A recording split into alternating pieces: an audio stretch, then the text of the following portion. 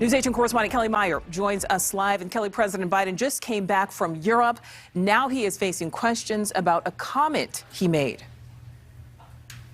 That's right, Nicole. The event was designed to unveil his budget plan, but President Biden faced a barrage of questions that all came down to one crucial point. What did he mean when he told a crowd in Warsaw Saturday that Vladimir Putin could not remain in power? Today, the president was defiant, saying, "I'm not walking anything back." This comes after his team spent the weekend doing cleanup over an off-script remark that came during his speech in Poland. The president seeming to suggest a regime change in Russia. Biden saying today he was just stating a fact that Putin's actions are unacceptable. He says he was speaking from the heart, giving voice to his own moral outrage after a meeting with Ukrainian refugees, adding he will make no apologies for his personal feelings, but insisting he was not demanding a policy change. Take a listen to what he had to say over the weekend and how he clarified his remarks today.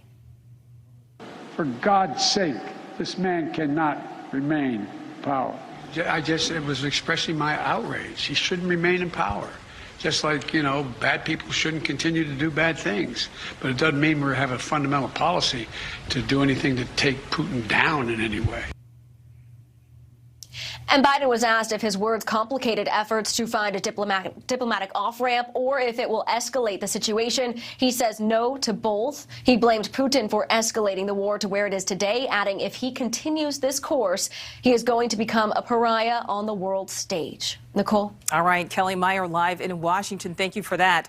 Well, as Russia. Thank you for watching. Click the red subscribe button below so you can get more of NewsNation's fact-driven, unbiased coverage.